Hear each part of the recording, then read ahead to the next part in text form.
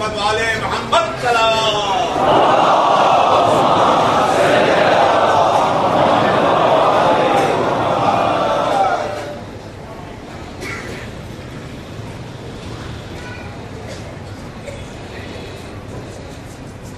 جناب عمران نے حضرت ابو طالب علیہ السلام بلند تر سلوات.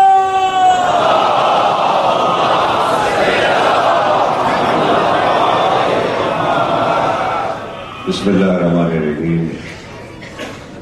تمام تعریفیں اللہ کے لیے. درود و سلام محمد و آل محمد.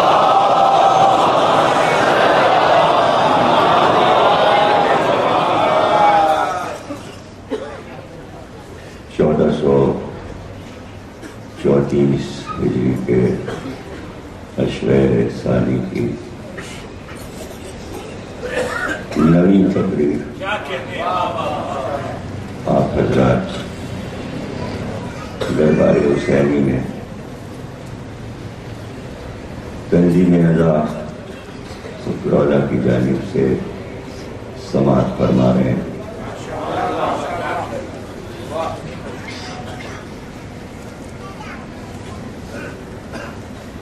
شجاع کے بنی ہاشم پر مسلسل آگ کی اس نے سماعت کی داد میں دے رہا ہوں.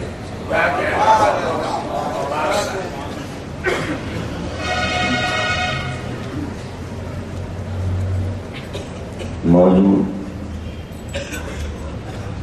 میرا اپنا پسندیدہ موضوع ہے اور تفصیلات میں نے عرض کی کہ شجاعت ہیبت کے ساتھ ہے. گویا ہیبت شجاعت کی روح ہے. ہیبت اسی کی طاری ہوتی ہے ذہنوں پر مجموعوں پر جو حقیقی معنوں میں شجاع ہو. ہیبت کتنی اثر انداز ہوتی ہے اس کی کوئی انتہا قرار نہیں دی گئی.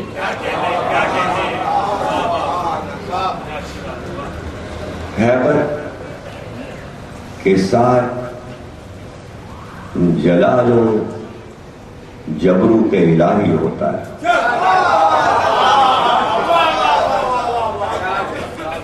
وہ حکم جلال الہی تھا، جبروت الہی تھا کہ جب میں روح پھونکوں تو تم سب سجدے میں گر جانا. ظاہر ہے کہ قرآن کے الفاظ ہم تلاوت کرتے ہیں، وہاں کی تصویر تو نہیں دیکھ سکتے، لیکن تشنگی تو محسوس ہوتی ہے کہ کاش ہم دیکھتے کہ رب کے حکم پر بے اختیار سجدے میں کیسے کروڑوں ملائکہ گرے تھے اور ان کو سجدے میں گرنے میں کتنی دیر لگی.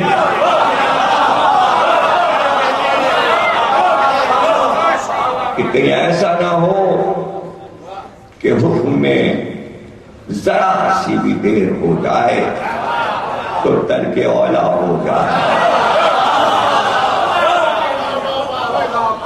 ترک اولا ہو جائے تو کتنی تیز سجدے میں گئے ہوں اور کیسے سر گرے ہوں. اس لیے اس نے چاہ کے قرآن کا ایک منظر اور آنکھوں دیکھا محفوظ کرا دیا جائے تو فرعون کے دربار کے جادوگر تھے کہ جسے قرآن نے اپنے الفاظ میں کہا کہ یوں گرے سجدے میں سب کے سب یہ کہتے ہوئے کہ ہم موسیٰ اور ہارون کے رب پر ایمان لے آئے. تو ہیبت موسیٰ کے ساتھ ہیبت ہارون بھی تھی، ورنہ دونوں کا نام جادوگر نہ لیتے، کہتے موسیٰ کے رب پر. گویا وہ دونوں کی ہیبت دیکھ کر سجدے میں گرے تھے. تو ہر دور میں اللہ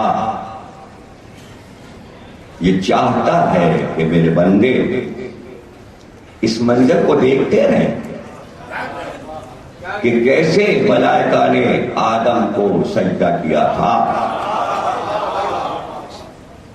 تو فرعون جیسے ظالم اور جابر کے دربار میں مظاہرہ ضروری تھا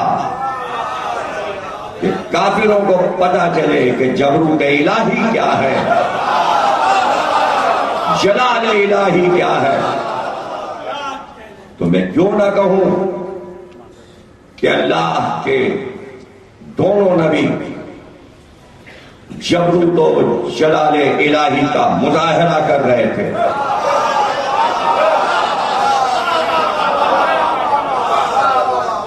ایسے ہی نہیں کافر جادوگر جنہیں اپنے فن پہ ناز تھا وہ فوراً سجدے میں گر گئے. وہ جلال جمال یوسف تھا، وہ دربار کی شان تھی، وہ ہیبت یوسف تھی جس نے یوسف کے بھائیوں کو سجدے میں گرا دیا. لیکن یوسف کے بھائی معصوم نہیں تھے، کم از کم یعقوب تو اختیار رکھتے تھے کہ میں کیسے غیر رب کو سجدہ کرنے جا رہا ہوں، لیکن ہیبت الہی یوسف پہ اتری تھی.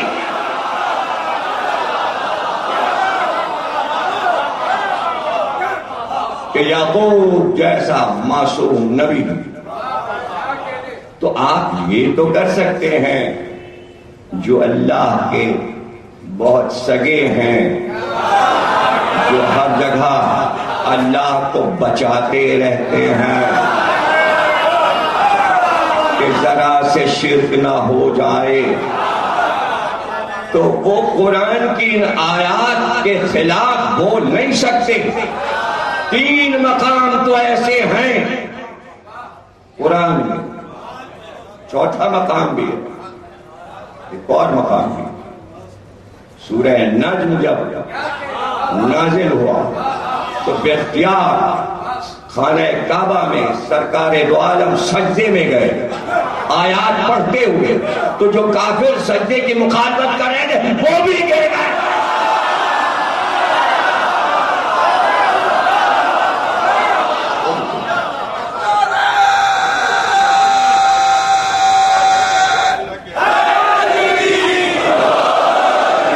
قرآن کے وہ مقامات ہیں، جگہ جگہ حاشیے میں لکھا دیکھا ہوگا سجدہ.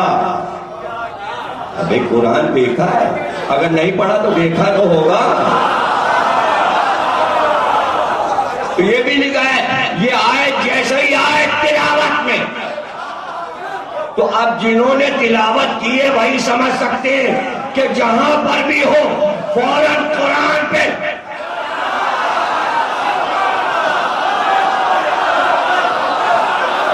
میرا جلال الہی، جلال قرآن، جلال آیات.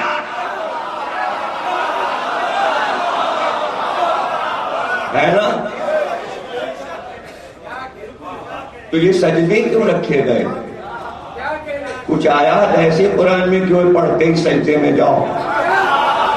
سجدہ بھولو نہیں، وہ والا سجدہ، جلال والا سجدہ۔ سجدے تو سبھی کرتے ہیں، سجدے کرنے والوں سے پوچھوں کہ عادتاً کرتے ہو یا جب جا رہے ہوتے ہو تو کہیں جلال نظر آیا، کہیں جبروت الہی کو دیکھا، حرمت الہی کو دیکھا؟ کہ نہیں، ہم نے تو نہیں دیکھا، ہم تو بس حکم پہ عمل کرتے ہیں، حکم پہ عمل کرتے ہیں۔ اسی لیے علی نے سمجھائی بات کہ جو نماز پڑھتے ہو اس کا ظاہر یہ عمل ہے، باطن میں ہوں۔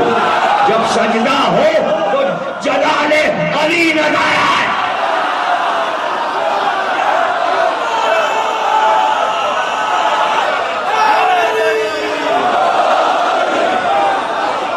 جلال نظر تو سجدے کا کیف بڑھ جائے۔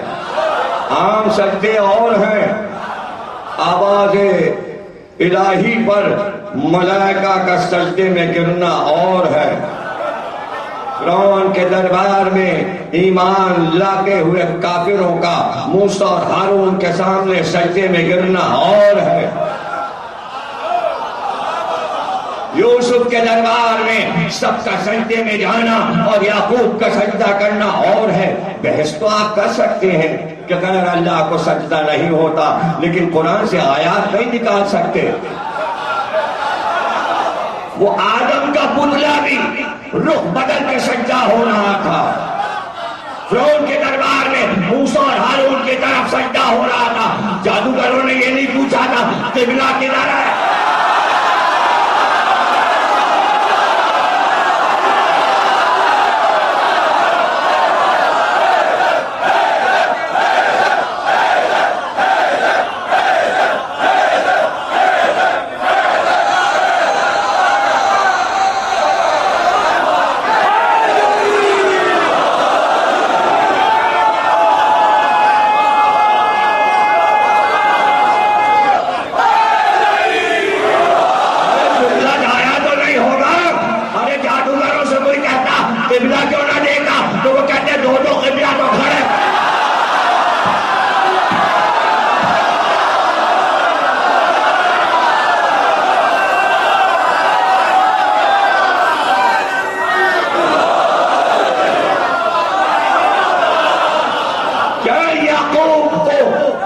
اتنی مہلت تھی کہ یوسف سے پوچھتے بیٹا قبلہ کدھر ہے، اور اگر کوئی پوچھتا تو یہی تو کہتے اس وقت تو یوسف قبلہ ہے۔ تو سمجھ رہے ہو بھائی، یہودی کے گھر سیدہ کی سواری اتری،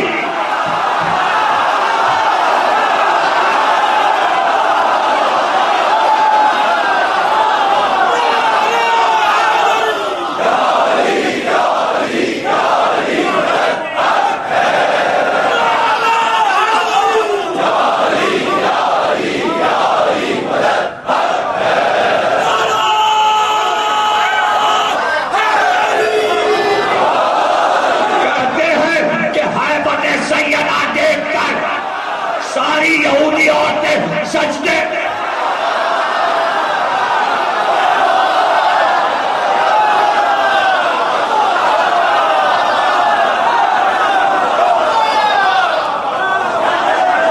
تمہارے پاس فقہ ہے نا، تو بحث کر لو کہ غیر اللہ کے سامنے سجدہ ہو سکتا ہے یا نہیں۔ یہودی عورتوں کو کیسے سمجھاؤ گے، ان کی کوئی فقہ ہی نہیں۔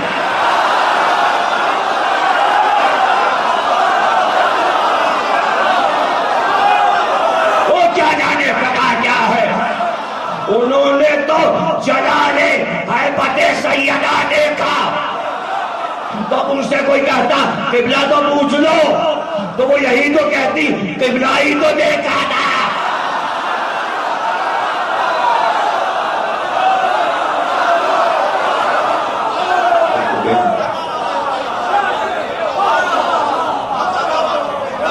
کیا مٹی کی دیواروں کی طرف سجدہ ہو رہا ہے؟ کیا بلاکوں کو سجدہ ہو رہا ہے؟ کیا سعودی عرب کی حکومت کو سجدہ ہو رہا ہے کیا کالے غلاف کو سجدہ ہو رہا ہے؟ آدم زمین پہ آئے. جبریل سے پوچھا سجدہ کہاں کروں؟ اس لیے کہ جنت میں تو میں ایک گھر کی طرف سجدہ کرتا تھا، وہ گھر یہاں نہیں ہے. اب قرآن پڑھو اور میری کتاب پڑھو، معرفت الہی اور علم معصومی. اور ایک تقریر اس میں ہے بیت معمور پر. جنت میں ایک گھر ہے جسے بیت معمور کہتے ہیں. قرآن میں ذکر ہے آدم ادھر سجدہ کرتے تھے، یہاں آئے تو کہا گھر نہیں ہے، سجدہ کدھر کروں؟ جبریل نے ایک رسی بیت معمور سے لٹکائی، سیدھی جہاں آ کے رکی اسے کہتے ہیں کعبہ. وہاں ایک پتھر آدم سے کہا رکھ دو، وہی حجر اسود ہے، تو یہاں سجدہ کرو. جہاں بیت معمور ہے اس کے نیچے کعبہ ہے. کعبہ بیت معمور کی نقل ہے. آدم بیت معمور کی طرف جنت میں سجدہ کرتے تھے. پوچھا گیا بیت معمور کیا ہے؟ وہ نور کا گھر کیا ہے؟ کہا وہیں سیدہ رہتی.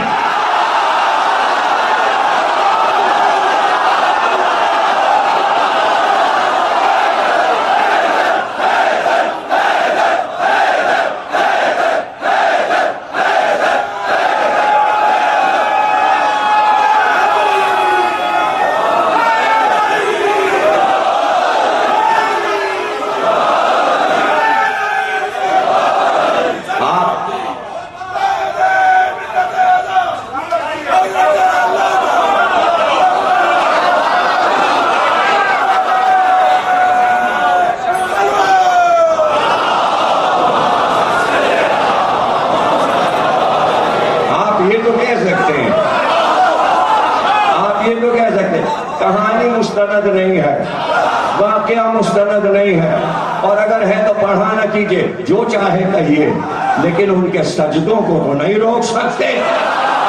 وہ تو ہو گیا نا. اور اگر ایک سجدہ رکے گا تو تسلسل ہے، پھر ہر جگہ آئے گی بات کہ کاش یعقوب سجدہ نہ کرتے، کاش جادوگر موسیٰ کو سجدہ نہ کرتے، کاش ملائکہ آدم کو سجدہ نہ کرتے. تو پھر اللہ کو خوش کر دیجئے یہ سب کہہ کے. پھر وہاں سے فتویٰ آئے گا آسمانی، کافر ہو کافر ہو. سجدہ تو ہوا، سجدہ تو ہوا، واقعہ ہے. پریشانی کیا ہے؟ اگر ایسا ہو گیا تو کیا ہے؟ اگر ایسا ہو گیا تو کیا ہے؟ یہودی عورتیں تھیں، انہوں نے دیکھا ہے بس، اس لیے کہ آفتاب بھی لرزتا ہے اس رحمت کو دیکھتے. مباہرے میں عیسائی نقاب دیکھ کر لرز گئے تھے، یہودی عورتوں نے تو بغیر نقاب کے دیکھا. پریشانی کیا ہے؟ رسول کی بیٹی کی ہیبت ہے. اگر رسول شجاع ہے اور صاحب ہیبت ہے، صاحب جلال ہے، صاحب جبروت ہے، تو بیٹی تو ایک ہی ہے، وراثت تو ایک تو ملے گی.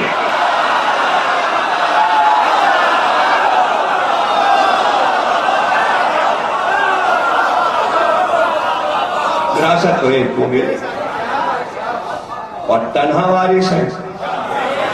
قدرت نے دے دیا، شجاعت بھی دے دی، شجاعت بھی دے دی، ہیبت بھی دے دی، جلال بھی دے دیا، جبروت بھی دے دیا. سب کی مالک ہے سیدہ. ہاں اصل میں گئی نہیں سیدہ، ملتا ہی نہیں کہ کسی کے گھر گئی ہو. اگر مدینے کے اور گھروں میں چلی جاتی اور سجدے بڑھ جاتے.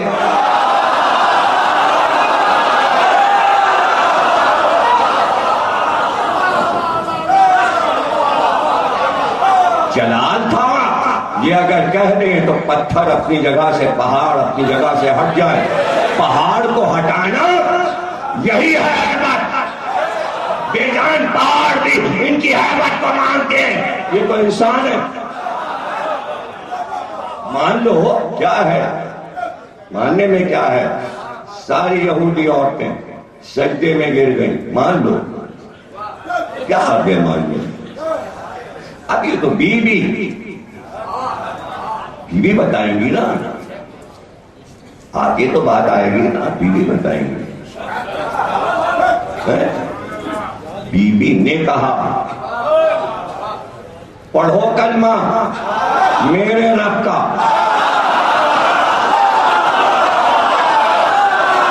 لا الہ الا اللہ، پڑھو میرے بابا کا کلمہ۔ یہودی عورتوں نے کہا محمد رسول اللہ۔ بات تو جب تھی سیدہ کلمہ اس وقت نہ پڑھواتی،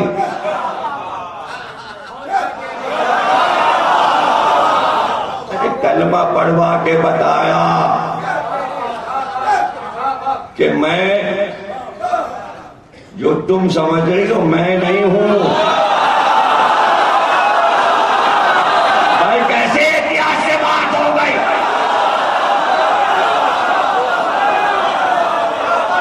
میں وہ نہیں ہوں جو تم سمجھ رہے ہو، میرا رب ہے، اس کا کلمہ پڑھو۔ پھر اب سجدے پہ کیا اعتراض ہے؟ وہ ان کا بے اختیارانہ عمل تھا۔ جب بی بی نے کہا یہ ان کا عقیدتانہ عمل تھا، اب دین پہ آ گئی۔ دین لانے سے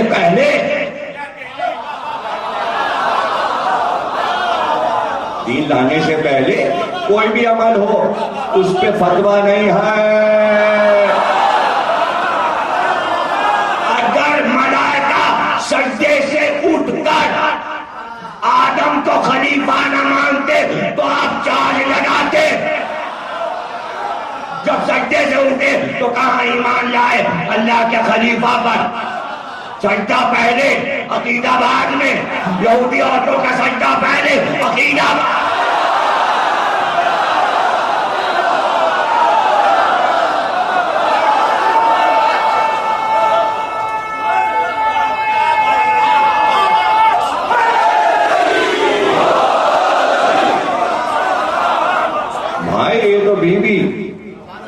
مدینے میں ہیں، جاہو حشم لباس زیورات جنت سے بھیجے گئے، نور کی سواری جبریل و میکائیل آگے آگے صدا دیتے ہوئے، حوروں کی یلغار، حوروں کے حلقے میں فرشتوں کی صدائیں،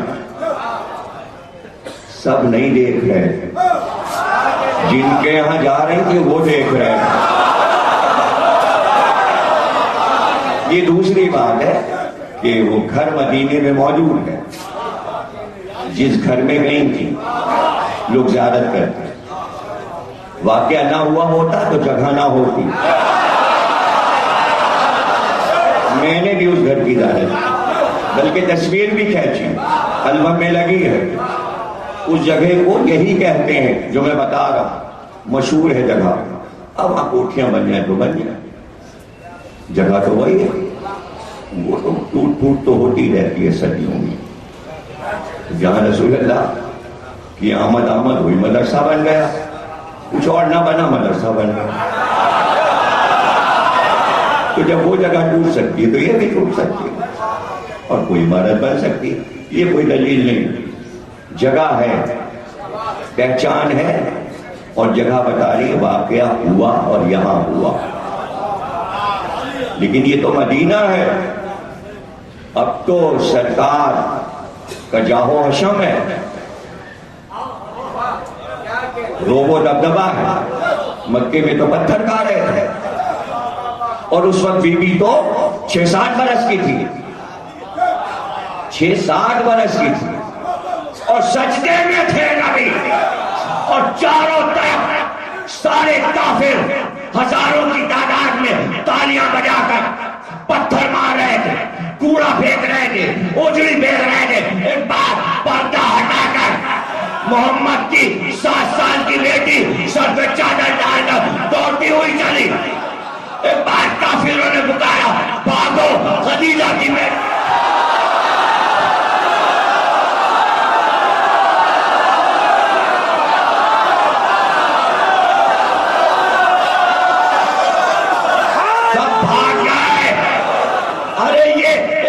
بچی سے ڈر کر کیوں بھاگ گئے؟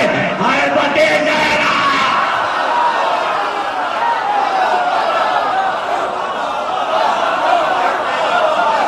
حیبت زہرا، حیبت زہرا، فضہ تو جا، مختار روتا ہوا آیا ہے فدق سے، تو جا اور جا کے برقع اوڑھ کر جا اور سامنے جا کر بحث کر اور بتا کہ کیا ہے میراث۔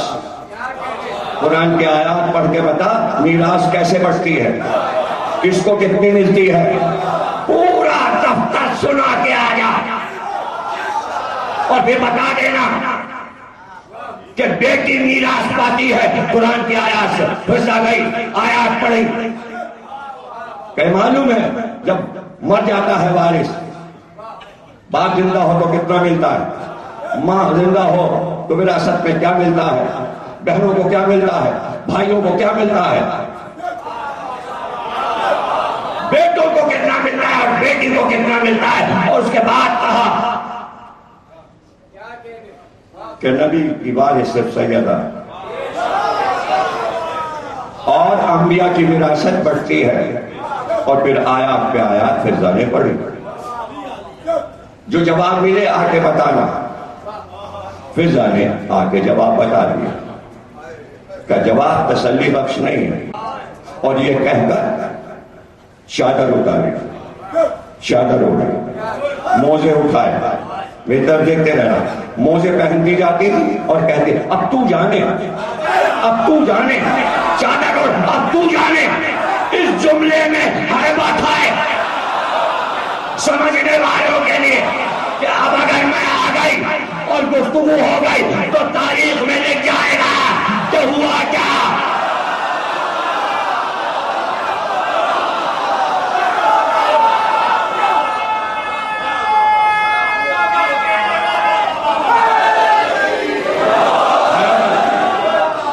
اور کنیزوں نے پکار دیا، ام ایمن، اسماء انصاریہ، فضہ، سب نے پکار دیا۔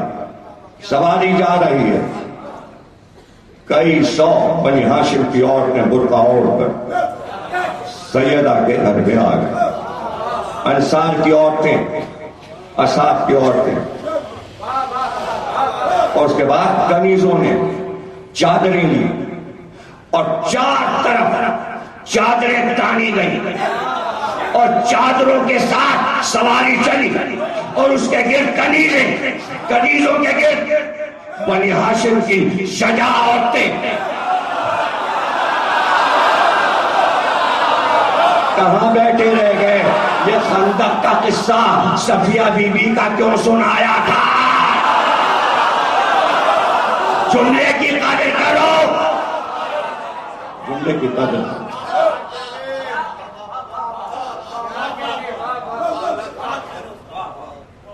عروہ بنت قریش بن عبد المطلب، عبد المطلب کے سب سے بڑے بیٹے کی بیٹی، رسول کی چچزاد بہن عروہ، علی کی چچزاد بہن، گرفتار کیا گیا اور دربار میں پیش کیا گیا۔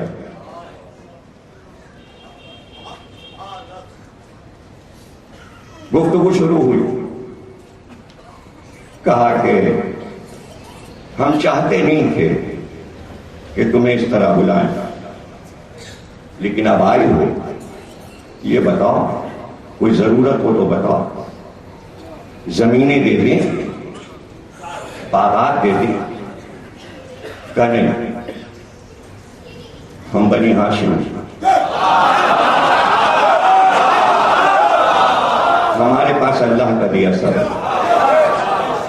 کا، اچھا اگر کچھ نہیں چاہیے اور ہمارے عطیے سے انکار ہے تو اتنا تو کر دو کہ صفین کے میدان میں تم نے جو تقریر کی تھی وہ سنا دو۔ پاس میں مروان بیٹھا، اس نے کہا امیر میں نہ بھولوں گا جب علی برآمد ہوئے گھوڑے پر ذوالفقار لے کر تو یہ اونٹ پر کھڑی تھی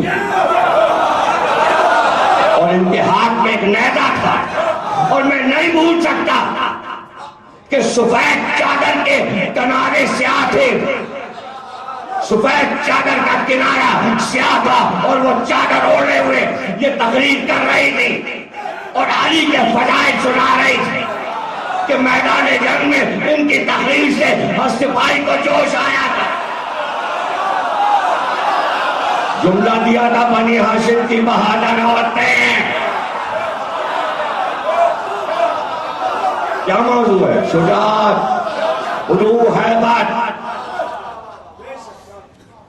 کہاں ہمیں بھی یاد ہے کہ یہ ناقے پہ تقریر کر رہے ہیں اور علی کے فضائل سنا رہے ہیں، تقریر ہمیں یاد ہے۔ عروا وہ تقریر سنا دو۔ کہا تو کیا سمجھتا ہے؟ کیا تقریر لکھی جاتی ہے اور بنائی جاتی ہے؟ اگر تقریر سننا چاہتا ہے تو پھر صفین کا میدان سجے، 2.5 لاکھ کا لشکر آئے اور علی آفتاب کی طرف پھر تقریر سن۔ وہ دل کی آواز،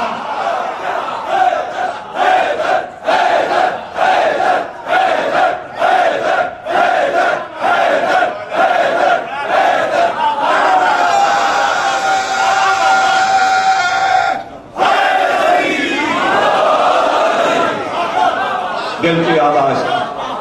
اور پھر کہا بڑے میاں تم چپ بیٹھو، اگر عروا نے شجرے پڑھ دیے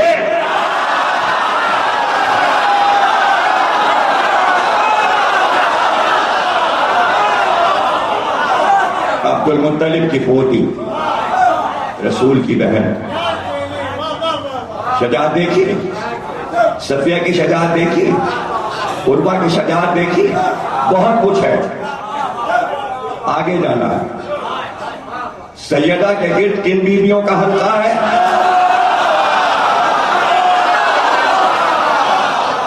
ارے سب کو معلوم ہے ان میں ایک ایک بیوی ہزاروں شجرے زبانی یاد کیے ہوئے ہیں۔ ایسے نہ ہو کہ آج یوم شجرہ ہو جائے۔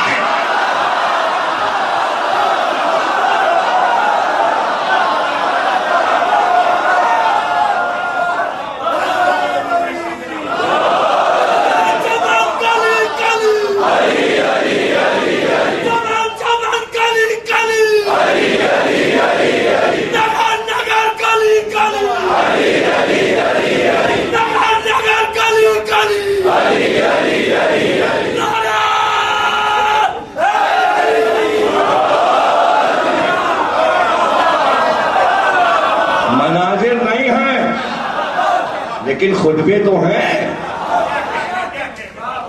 نہیں دیکھا ہم نے ہیبت علی منبر سلونی پر، لیکن خطبے پڑھیے تو منظر سامنے آتا ہے۔ اچھا ایسے مجمع بیٹھا تھا، علی منبر پر تھے اور پکار رہے تھے سلونی۔ تو آج بھی ہیبت تاری ہو جاتی ہے، آج بھی ہیبت۔ خطبہ سنو، ہیبت تاری۔ پرسوں 90 سے فون آیا، الطاف صاحب تقریر کرنے والے، آپ سے مشورہ کریں۔ نہج البلاغہ کے 2 خطبے پڑھ رہے ہیں وہ، اور پرسوں کی تقریر میں انہوں نے نہج البلاغہ کے 2 خطبے الطاف حسین صاحب نے پڑھے، 2 خطبے پڑھے۔ واہ رے، پاکستان کے اخبار پوری تقریر لکھی، کسی اخبار نے یہ نہیں لکھا۔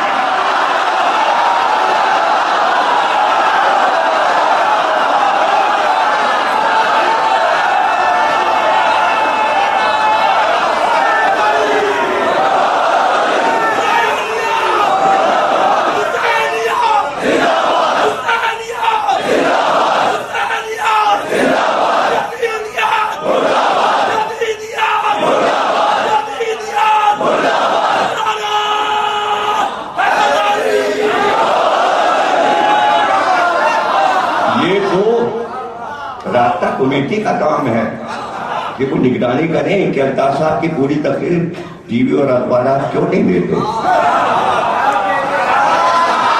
کسی اخبار نے لفظ علی نہیں پکارا، اس سے کیا ہوتا ہے؟ وہ بہت ذہین ہے اللہ کا، انہوں نے تقریر شروع کی اِنَّا أَعْطَيْنَاكَ الْكَوْثَرَ فَصَلِّ لِرَبِّكَ وَانْحَرْ إِنَّ شَانِئَكَ هُوَ الْأَبْتَرُ، یہاں سے شروع کیا۔ دشمن رسول کا ابتر ہے۔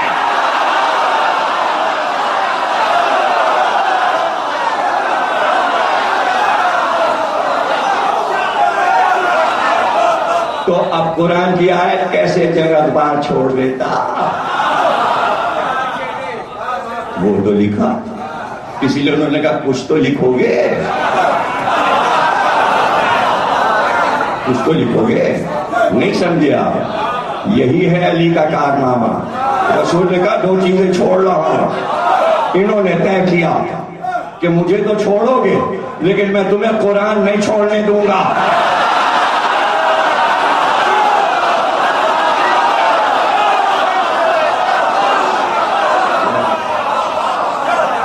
اسی مقصد کے لیے پوری زندگی گزار، قرآن نہیں چھوڑ سکتے۔ قرآن کی اپنی ہیبت ہے، قرآن کا اپنا جلال ہے، قرآن کا اپنا جبروت ہے، لیکن وہی سمجھے گا قرآن کے جلال کو جو قرآن کے ساتھ اہل بیت کو مانتا ہوگا۔ ہو گیا جملہ، یہ بہت قیمتی جملہ ہے۔ یہ گھر ہے سیدہ کا اور یہ سامنے منبر ہے، یا وہ گھر ہے اور یہ منبر ہے۔ چاہتی تو گھر سے نکلتی سامنے محراب ہے، وہی تو مجمع ہے۔ اپنے گھر کے صدر دروازے سے نکلی جو باہر کھلتا ہے، ایک دروازہ مسجد میں کھلتا ہے، ایک باہر کھلتا ہے۔ باہر والے سے آ کے پورے مدینے کے شارع سے گزر کے مسجد نبوی کے صدر دروازے سے داخل ہوئی۔ اگر یہ والے دروازے سے آتی تو باہر والوں کا پتہ نہ چلتا۔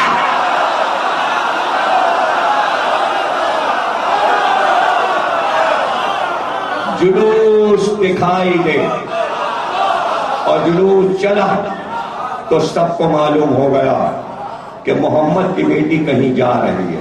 اب میں کیا کروں کہ بخاری، مسلم اور یہ اور ترمذی بھول نہ سکے اس روایت کو۔ اور ایک بی بی ام المومنین سے روایت آئی کہ ہم نے دیکھا کہ سیدہ محمد کی چال سے چلتی ہوئی مسجد میں آئی۔ ہیبت محمدیہ، اس لیے کہ دوش پر رسول کی چادر تھی، دوش پر رسول کی چادر تھی، کنیزیں کرسی لیے ساتھ تھی، مسجد میں پردہ کنیزوں نے ڈالا، وہ چادریں جو ساتھ چل رہی تھی وہ چادریں تانی گئی، چادر کے ادھر خواتین اور بیچ میں سیدہ کی کرسی رکھی گئی۔ اب مجمع ادھر، راوی حضرت زینب 5 سال کی تھی، ساتھ میں گئی ہیں، حضرت ام کلثوم ساتھ میں گئی ہیں، حسن ساتھ میں گئے، حسین ساتھ میں گئے، 4 راوی تو یہ ہو گئے۔ ام ایمن، فضہ، اسماء انصاریہ، اور پھر راویوں کی فہرست ہے۔ اور پھر روایت سے روایت امام حسن کے بیٹے حسن مصنع تک آئی، پھر ان کے بیٹے عبداللہ بن حسن مصنع نے بیان کیا، اور اب جو روایت بیان کی جاتی ہے اس کا شجرہ یہی ہے کہ عبداللہ بن حسن مصنع بن امام حسن بن علی نے یوں روایت بیان کی کہ کرسی رکھی گئی، اور ایک بات سیدہ نے ایک لمبی آہ کھینچی،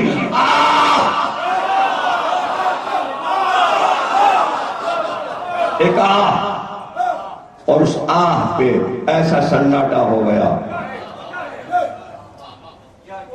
یہ سناٹا کیوں ہو گیا؟ جب تک شور نہیں ہوگا سناٹا نہیں ہوگا، تبھی تو سناٹے کا پتہ چلتا ہے۔ راوی نے کہا کہ مسجد میں داخلے کے بعد جب تمام عورتوں کی نظر ممبر رسول پہ پڑی تو ایک گریا کا شور ہوا اور کئی ہزار عورتیں مل کر رونے لگی.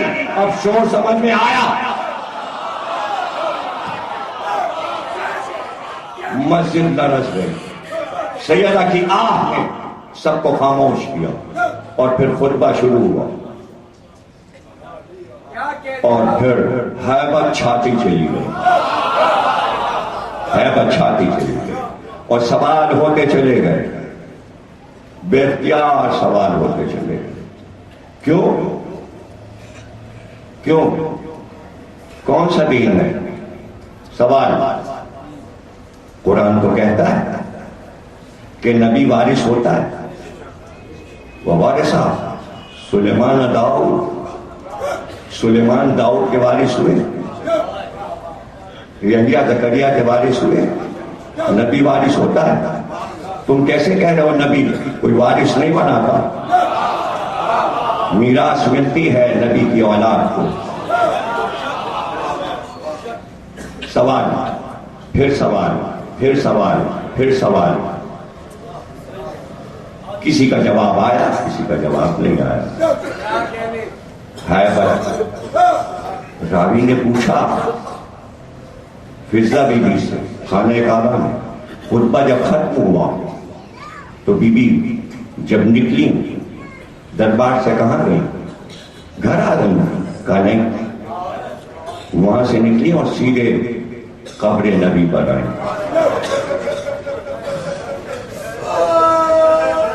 اور اس کے بعد آواز کی قبر پر کھڑے ہو شفت علی مصائب لو نہا شفت علی میں سر نہ لایا لیا. پھر گریا کا شور. اب راوی نے کہا ایسی آوازیں مدینے میں گریا کی ہم نے کبھی نہیں سنی. مدینہ لرز گیا. مدینہ لرز گیا. کیا ہے حیبت؟ جیسی دن تو گزرے اور پھر دیکھتے ہی دیکھتے شعلے اٹھے. شعلے اٹھے. شعلے اٹھے. علی کو باہر لایا گیا اور صحن میں سیدہ آئی اور چادر ہٹائی اور بالوں کو کھولا اور دونوں ہاتھوں کا اپنے بالوں کو اٹھا کر آسمان کی طرف کیا. سلمان فارسی کہتے ہیں میں علی کے ساتھ ساتھ تھا اور علی کی آنکھیں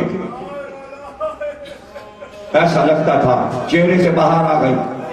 گلے میں تکلیف تھی. کھینچا جا رہا تھا. آواز علی کی نکل نہیں رہی تھی. ایک بار مجھ کو اشارہ کیا کہ سلمان جلدی جا ذرا دیکھ مسجد نبوی کو. سلمان کے بعد جو میں نے دیکھا تو مسجد نبوی کی دیواریں زمین سے بلند ہو رہی تھی اور زمین ہل رہی تھی. علی نے کہا جلدی جاؤ آج قیامت آ جائے گی. سارا سے کہو بالوں کو باندھے چادر سر پہ ڈالے. غیبت سیدہ ختم ہو گئی تقریب. شجاعت کے بغیر ہیبت میں ہی ہے. انسان تو انسان ان کی ہیبت سے کائنات و فطرت کی ہر چیز اپنی عادت کو بدل دیتی ہے. کچھ بھی نہیں سمجھے؟ کہاں بیٹھے ہو؟ ارے ان کی ہیبت سے آفتاب کو چھپا لیتا ہے. ان کی ہیبت سے چاند ٹوٹ جاتا ہے. ان کی ہیبت سے گیا آفتاب پلٹ آتا ہے. ان کی ہیبت سے ستارہ وہاں سے یہاں آ جاتا ہے.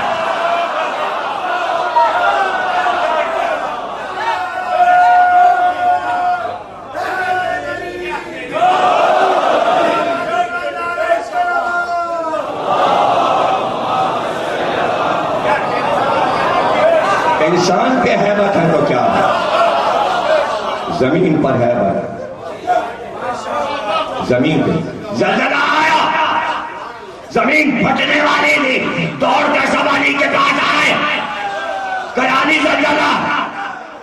باہر نکلے زمین پہ ہاتھ رکھا. بھوت رات تجھ سے کہتا تھم جا. ہے بات؟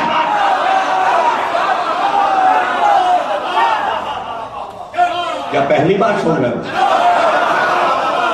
بی بی کے فضائل پہلی بار سن رہے ہو؟ اس سے پہلے مجلسیں نہیں سنی؟ علی کے فضائل پہلی بار سن رہے ہو؟ کوئی آگے والے تو نہیں تھکے؟ یہ پیچھے والوں کو کیا ہو گیا؟ کیا ہوا؟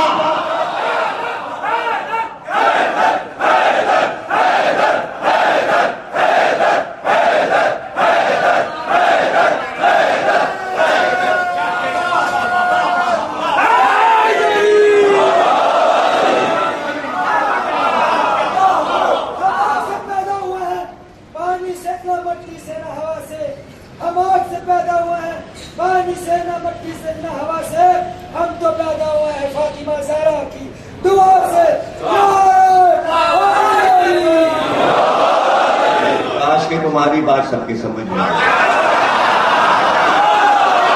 سیدہ کی دعا تو سمجھے.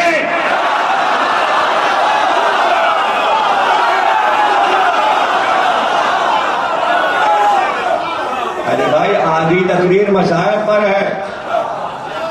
میں نے کہا تقریر ختم ہو گئی، فضائل ختم ہو گئے، اتنی تو مسائل ہے اور تم ابھی سے چپ گونگے بن کے بیٹھ گئے. نبی تقریر ہے بجائے اس کے کہ نبی پر شباب آتا.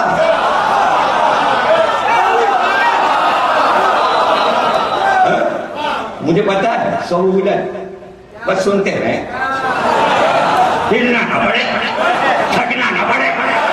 نہیں تقریر تو آگے بڑھے ہی نہیں.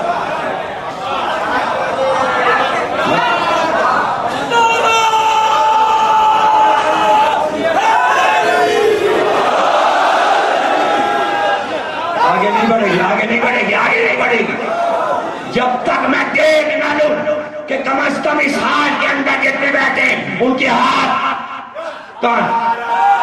دکھا.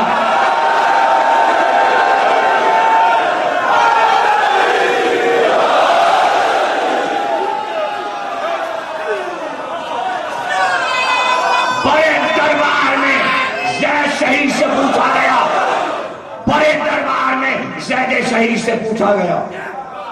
دو تقریریں نیو رضویہ میں زید شہید پر ہوئی، نیو رضویہ میں ہر سال ہوتی.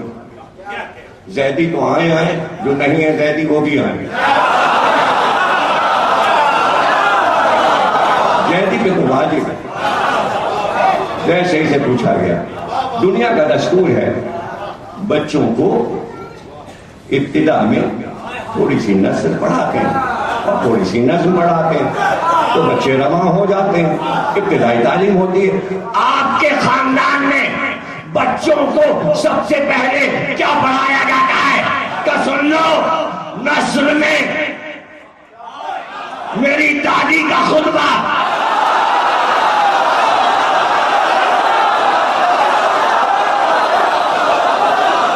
نظم میں دیوان ابو طالب،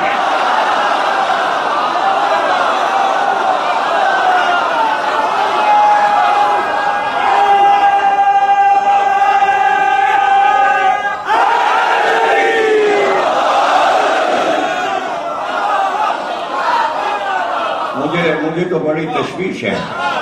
کل 10ویں مجلس میں امام مہدی کی شجاعت پڑھنی ہے.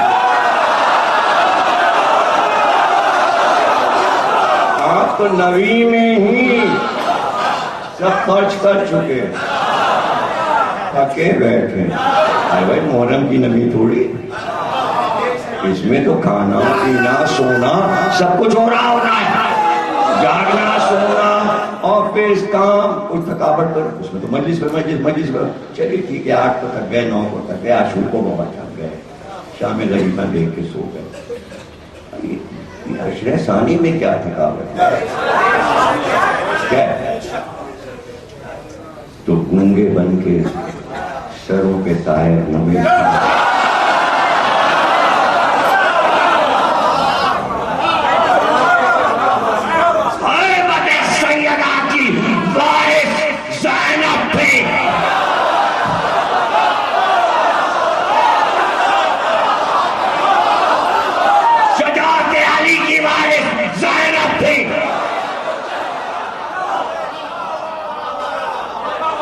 شجاعت ایک ہے شخصیت سے ہیبت طاری ہو جائے، ایک ہے شخصیت کچھ بیان کر دے تو صدیوں ہیبت طاری رہے۔ لفظ تاریخ بن کر روئے زمین پر ہیبت ظاہر کرتے رہے، کیا ایسا ہوتا ہے؟ نہیں ہوتا، لیکن میں دکھاتا ہوں، میں دکھاتا ہوں۔ مسائل ابھی نہیں شروع ہوئے، آدھے گھنٹے کے بعد مسائل شروع کروں گا۔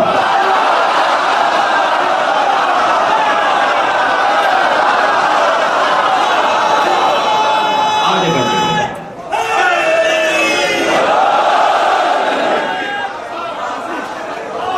لمبے لمبے نعرے کوئی نہیں لگائے گا، منہ سے بولتے رہنا، اس میں حرج نہیں ہوگا میرا۔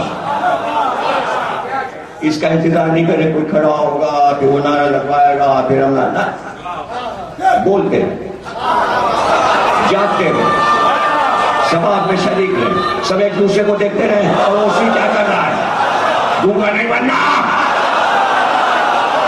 گونگا نہیں بننا۔ 11 محرم کی دوپہر تھی اور مقتل میں لایا گیا، مسائل نہیں پڑا۔ زینب کی نظر تھی،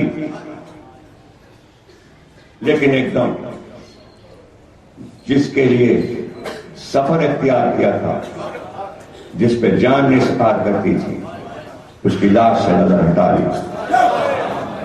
یہ مشکل منزل تھی زینب کے لیے، اس لیے کہ زینب نے یہ سوچا جو مجھ پہ گزری ہے تو میں اکیلے، کوئی اور بھی ہے اس پہ کیا گزری، جلدی سے سید سجاد کو دیکھ۔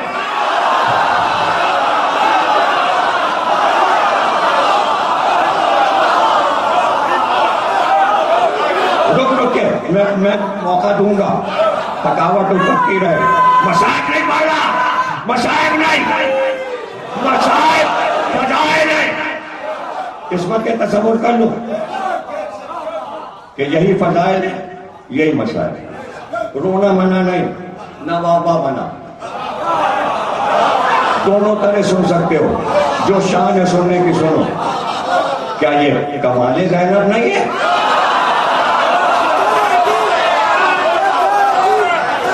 کمال زینب نہیں ہے؟ بیٹھ جاؤ، کوئی نعرہ نہیں، نعرہ خود سے لگے گا، بس سنتے رہو۔ یہ ہے جلال زینب، یہ ہے مودت زینب۔ مرکز امامت کو دیکھوں،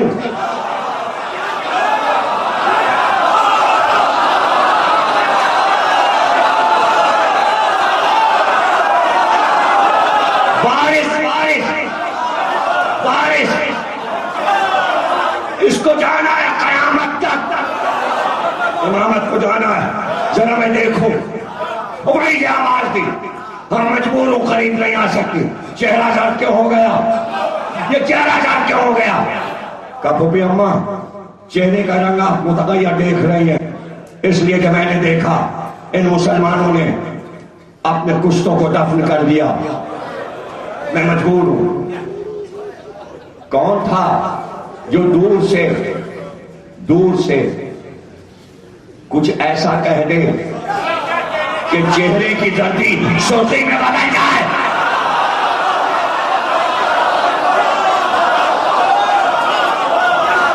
جملہ سن لو، زینب نام ہے، امامت کے زرد چہرے کو سرخی عطا کر۔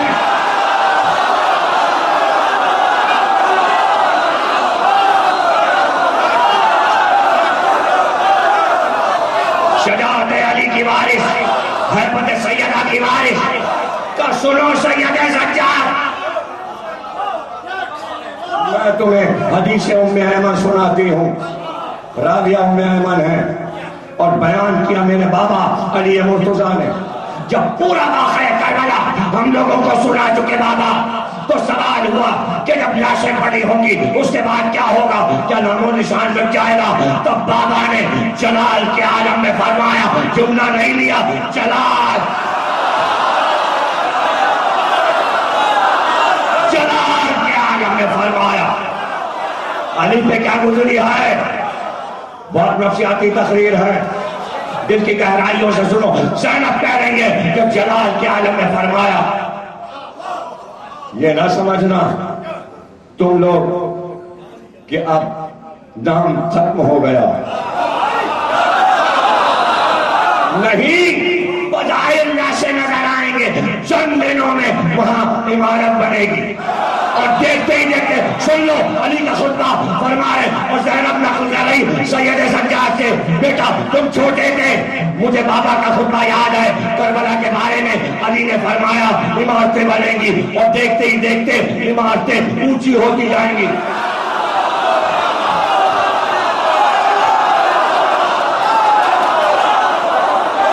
جملہ کہتا ہوں، بھول نہ جانا، پہلے کیا کہہ چکا ہوں، عمارتیں بلند ہوتی جائیں گی اور پھر ایک شہر آباد ہوگا. بہر علی میں تیرے صدقے ایک شہر آباد ہوگا اور دنیا کا رخ ادھر مڑ جائے گا.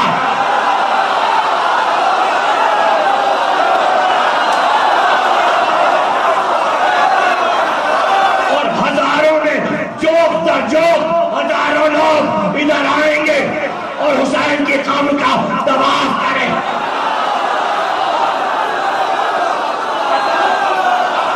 طواف کریں گے، اونچی عمارتیں، بلند مینار. اور پھر فرمایا کہ اللہ فرشتوں کو بھیجے گا، 70,000 فرشتے حسین کی قبر پر آ کر بیٹھ جائیں گے.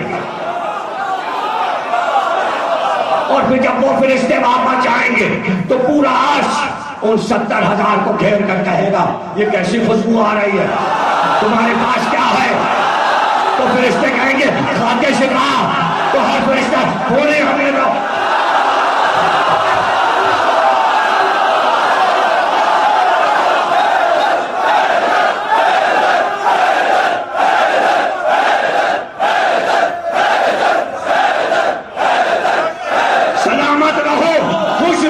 تمہارے گھر آباد رہے، اللہ تمہاری عمریں دراز کرے، تمہارے بچوں کو ولایت علی پہ پروان چڑھائے. پھر 70,000 فرشتے کہیں گے پروردگار اب ہم کو بھیج، قیامت تک جو پہلا دستہ آیا تھا وہ واپس نہیں آئے گا. ہر بار میں فرشتے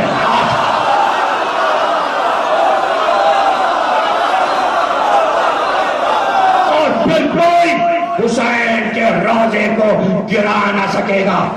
گرے گا بنے گا، گرے گا بنے گا، مٹا نہیں سکتا. سید سجاد کے چہرے پر سرخی آ گئی. زینب کے بیان سے اب جملہ سن لو، بیان مجسم دکھائی دے. ارے زینب نے 61 ہجری میں کہا تھا، آج زینب کا ایک ایک لفظ دیکھنا ہے تو 1.5 کروڑ.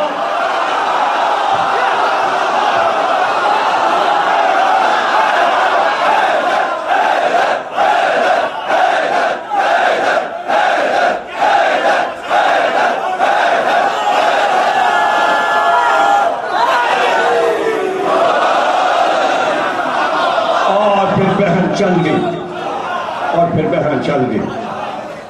ہیبت زینب، ہیبت زینب کوفے میں داخلہ، اور زینب کا پہلا خطبہ کوفے کے بازار میں ہیبت طاری ہو گئی. ہیبت طاری ہو گئی کوفے پہ. ہیبت جو طاری ہوئی، آپ کو کیسے پتا چلے گا ہیبت طاری ہو گئی؟ اور مجھے دربار یزید تک جانا ہے، زینب کا خطبہ سنا ہے. اس سے پہلے 2 صفحے ابن حسن نجفی کے سن لیجئے. انہوں نے تمہید لکھی ہے خطبے کی، اور جب تک وہ 2 صفحے آپ سنیں گے نہیں، ہیبت زینب سمجھ میں نہیں آئے. میں زبانی سنا سکتا ہے، لیکن جس کی امانت ہے اس کے لفظ پڑھ کر سنائے جائیں. کہ ہمارے وہ خطبہ، اللہ انہیں سلامت رکھے، کافی ایج ان کی ہو گئی ہے، لیکن ان کی خدمات سن لیجیے. لکھتے ہیں یہ تمہید ہے 2 صفحے خطبے کی، اور خطبہ بھی سناتا ہوں. ابن حسن نجفی صاحب کیا کہنا، اللہ انہیں سلامت رکھے، کہتے ہیں اموی خاندان نے دمشق کے علاقے پر کوئی 39 برس حکومت کی. مگر اتنے طویل عرصے میں انہوں نے اہل بیت رسالت کو کبھی بھی وہاں کے عوام سے متعارف نہیں ہونے دیا. وہ تو کہیے رسول کے بزرگ صحابی ابو ذر غفاری کو خدا ان کے نام کو اور روشن کرے شہر بدر ہونے کے باعث جبرن ایک موقع مل گیا اور انہوں نے خاندان نبوت کی شناخت کے سلسلے میں کچھ کام کر دکھایا. اس وقت شام میں جو تھوڑا بہت اجالا ہے شام میں جو تھوڑا بہت اجالا ہے اسے اسی عظیم مجاہد کی محنتوں کا ظہور جانیے. کیسے ابو ذر زندہ ہے؟ جو شام گئے ہیں تو ابو ذر کی محنتوں کا ظہور ہے جسے مٹانے کے لیے امریکہ پیچھے لگا ہوا ہے. تو کیا مٹا دے گا؟ سب ایک ہو گئے ہیں شام کو برباد کرنے پر، لیکن بھول گئے کہ کربلا بھی سب برباد کرنا چاہتے تھے، لیکن دشمنوں نے پھر آ کر خود ہی آباد کروایا.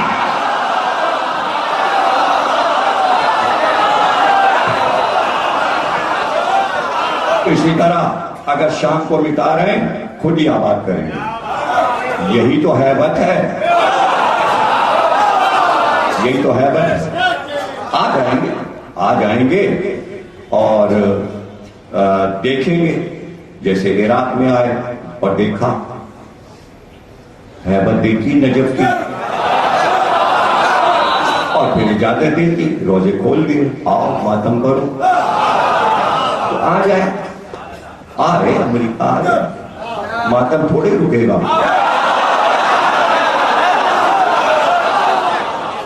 بھائی البتہ عراق اور اس کے صوبے کا مرکزی شہر کوفہ نبی کے دودمان اور علی کے خاندان کے اوصاف و کمالات کے آگے اپنا سر جھکاتا تھا. اسی لیے جب شہیدوں کے سردار حضرت امام حسین کا قافلہ مکے سے کوفے کی جانب روانہ ہوا تو اس وقت کی حکومت نے کوفے کی عملداری عبید اللہ بن زیاد کو تفویض کر دی. امی لشکر میں ابن زیاد فولادی آدمی سمجھا جاتا تھا اور اس اقدام سے سرکاری حلقوں کا عام تاثر یہ تھا کہ بس اب کوفے والوں کے سارے بل نکل جائیں گے.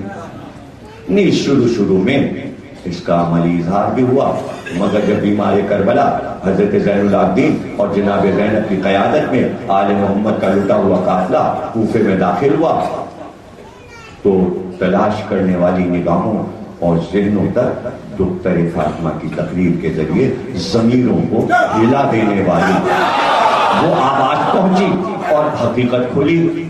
تو وہیں سے تحریک نے جنم لیا اور برقی لہروں کی طرح انقلاب کی موجوں نے جمہور کو اپنی گرفت میں لینا شروع کر دیا. ایک لفظ قیمتی ہے اس لیے سنا رہا ہوں. ایک لفظ لاجواب ہے. بشر ابن حسین اسدی واقعات کے ایک چشمگیر گواہ ہیں اور ان کا بیان اس حقیقت کا ثبوت ہے. پھر لوگ ناموں اور مرثیوں کے ذریعے اس المیوں کو دور دور تک پہنچانے لگے. اس زمانے کے ایک مشہور شخص سہل شہرزوری نے جب ایک سن رسیدہ آدمی سے دریافت کیا کہ یہ قیدی کون ہیں اور کہاں سے لائے گئے ہیں تو اس نے برجستہ چند شعر کہہ کر سنائے. درد اور جذبے میں ڈھلا ہوا ایک فکر انگیز یعنی خاندان ہاشم کے فرد فرید نینوا کے شہید کے قتل نے مسلمانوں کے گلے میں ذلت کا توق ڈال دیا.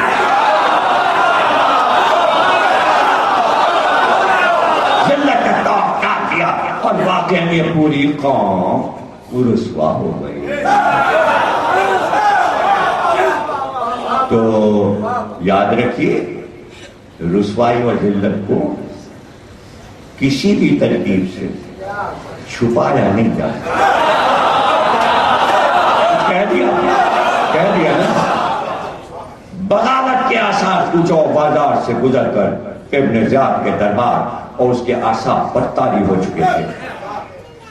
بقول مورخ طبری جس میں خانوادہ رسالت کو اس کے سامنے لایا گیا اس وقت رسول کے صحابی زید ابن ارقم دربار میں موجود تھے.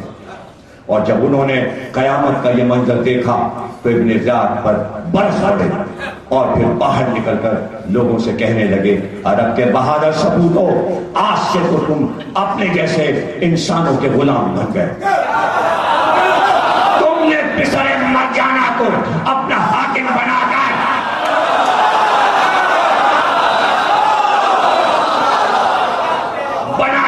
فرزند فاطمہ کو قتل کروا دیا۔ ہائے کس بری طرح تم نے اپنے آپ کو ذلیل و خوار کیا ہے۔ اس موقع پر عبداللہ ابن عفیفے اس کی تو تلوار لے کر کھڑے ہو گئے۔ اسی طرح انس بن مالک نے اپنے آنسوؤں کے وسیلے اس داستان غم و الم کو لوگوں تک پہنچایا۔ سمجھ رہے سفر غداری شروع کیسے ہو رہی ہے؟ اسی وقت شروع ہو گئی، ایران سے نہیں، لکھنؤ سے نہیں، حیدرآباد دکن سے نہیں، وہیں سے قافلے کے ساتھ اور بانی اصحاب رسول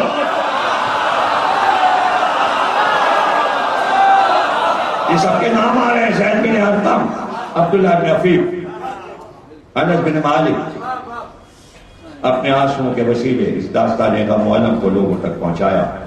جابر وائلی بھی اس دور کی ایک اہم شخصیت، وہ بھی حکومت کا تختہ الٹنے کی باتیں کرنے لگے۔ الغرض کوفے کے بھرے بازار میں زینب کے خطاب سے ایک ہلچل مچ گئی اور پھر اس طرح طوفانی کیفیت اختیار کرنے لگا۔ نیز اس لٹے ہوئے قافلے کو جب کوفے سے دمشق کی جانب روانہ کیا گیا تو راستے میں جو بستی آئی، جو شہر پڑا، اور وہاں کے رہنے والوں کو جب یہ معلوم ہوا کہ فوج کی نگرانی میں لائے جانے والے اسیر اہل بیت عصمت و طہارت ہیں تو بلا اختلاف مذہب و ملت مسلم اور غیر مسلم سب نے مل کر حکومت کے خلاف محاذ لگا دیا۔ عیسائی اٹھ کھڑے ہوئے، لشکر بنائے، سروں کو چھین لو، بیویوں کو چادریں دے دو۔ آ گیا نا انقلاب؟ زینب کے خطبے سے ہیبت دیکھی۔ دیکھیے میں اپنے موضوع کو آخر وقت تک سمجھاؤں گا۔ پورے عرب و شام و عراق پر ہیبت طاری ہے۔ بی بی زینب سلام اللہ علیہ بلند تلوار، انقلاب آ گیا۔ موصل، تقریب، مارت النعمان، شیزہ، سیبور، ہمس، ہران، باقاعدہ احتجاجی جلسے ہوئے، جلوس نکالے گئے، سپاہ شام پر حملے ہوئے اور عوام فوج سے باقاعدہ مقابلے کی تیاریاں کرنے لگے۔ اور جب یہ قافلہ دمشق پہنچا تو ایک طرف کو یہ محسوس ہو رہا تھا کہ جیسے ان قیدیوں کو تباہ اور برباد کرنے میں کوئی کسر نہیں اٹھائی رکھی گئی، اور دوسری جانب یہ شعور عام تھا کہ دارالسلطنت کو سجانے کے لیے حکومت نے اپنا سارا خزانہ لٹا دیا ہے۔ عید کا سا سما تھا اور لوگ جشن فتح منانے میں مگن تھے۔ اسیران اہل بیت کو سب سے بڑے بازار کے مرکزی حصے باب الساعد کی طرف سے لے جایا جا رہا تھا کہ ایک جگہ ابراہیم ابن طلحہ نامی ایک شخص نے حضرت سید سجاد سے دریافت کیا، من غالب کون جیتا؟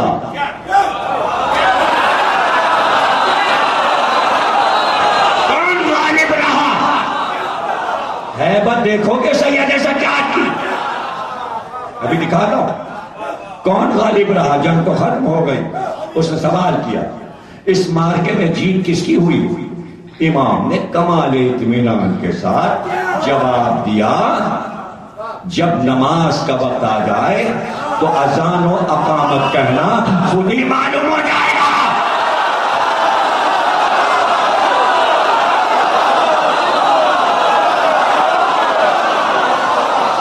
یہ ہے ہیبت سید سجاد۔ جملہ لے لو، نماز نام ہے ہیبت سید سجاد کا۔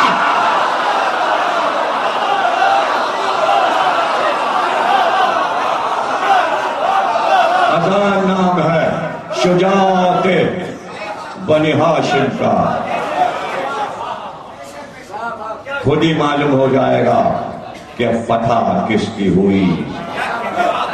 اور جب دربار کے صحن میں آئے تو یزید کا بیٹا بڑا سامنے تھا اور نقار خانے پہ شہنائی بج رہی تھی، نقارے بج رہے تھے، نوبت بج رہی تھی. بیٹے نے سید سجاد کو مخاطب کیا، دیکھی تم نے میرے باپ کی نوبت؟ اور جب مغرب کا وقت ہوا، اذان ہوئی، تو سید سجاد نے پلٹ کر کہا، تو نے میرے باپ کی نوبت؟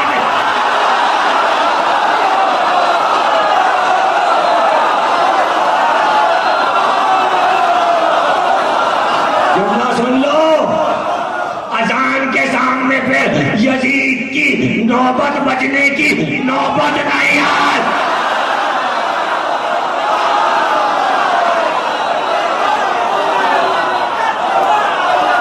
پھر نوبت نہیں آئی. آج تک سید سجاد کی نوبت ہے. ہاں، وہ لوگ جو تماشا دیکھنے کے لیے بلائے گئے تھے، جب انہوں نے بے پردہ سیدانیوں کی بابقار شخصیت اور توق و سلاسل میں ایک نورانی چہرے والے بیمار کو دیکھا تو وہ دنگ رہ گئے. اور کوفے والوں کی طرح انہیں بھی فوراً یہ خیال آیا کہ سرکاری ذرائع ابلاغ سے ان قیدیوں کے بارے میں جو کچھ معلوم ہوا ہے وہ درست نہیں. اس وقت بھی ذرائع ابلاغ جھوٹ بولتے تھے.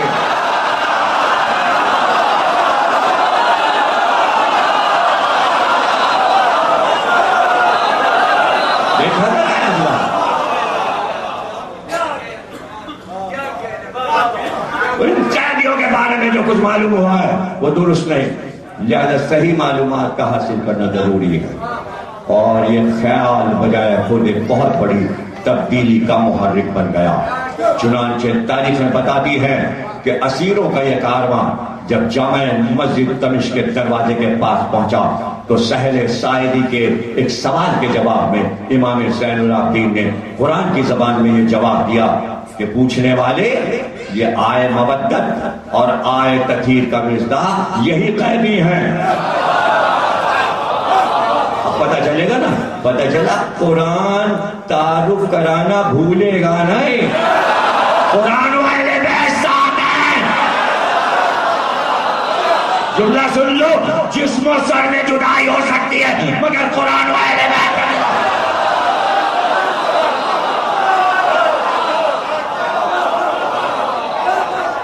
ماشاءاللہ، جزاک اللہ. مگر یزید کے بھرے دربار یہ پیراگراف اگر میرا بس چلے تو اس پیراگراف کی 1 2 3 4 5 5.5 لائنیں سونے کی تختی پہ لکھواؤں اور ہر عزا خانے میں لٹکا دوں. ایسا پیراگراف مولانا نے لکھا ہے. بھائی سن لیجئے، حق ادا ہو جائے پڑھنے کا. مگر یزید کے بڑے دربار میں حضرت زینب کبریٰ نے جب خطاب کیا ہے تو عجیب عالم تھا. حضرت زینب یوں لگتا تھا جیسے آگ برس رہی ہے.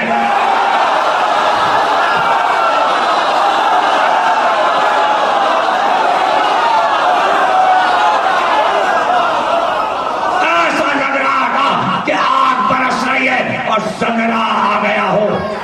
یزید کو، جملہ سنو، یزید کو اپنے راج محل کی دیواریں گرتی نظر آئے.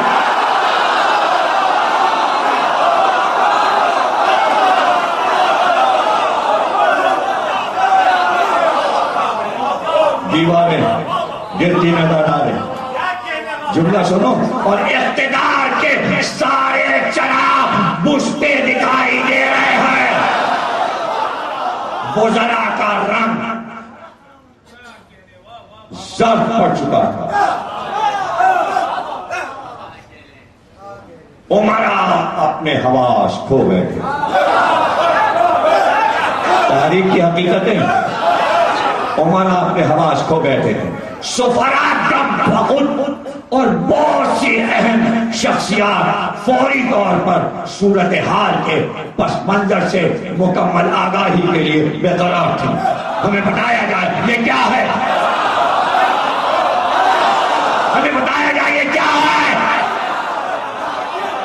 سوچو سوچو کہ اس وقت کیا عالم ہے. چنانچہ ابو برزہ اسلمی اور صبرہ بن جنادہ نے صحابی رسول نے دونوں حالات کا جائزہ لے کر سر بازار احتجاج کیا. خیر یہ لوگ تو رسول کا کلمہ پڑھنے والے تھے اور عرب ہی کے باشندے تھے، لیکن حیرت انگیز بات تو یہ ہوئی کہ مملکت روم کے سفیر نے، جو نہ مسلمان تھا اور نہ عرب تھا، صورتحال کی تاب نہ لا کر اتنا شدید احتجاج کیا کہ اسی وقت یزید نے اس کو قتل کروا دیا. قتل کر دینے سے آوازیں نہیں رکتے.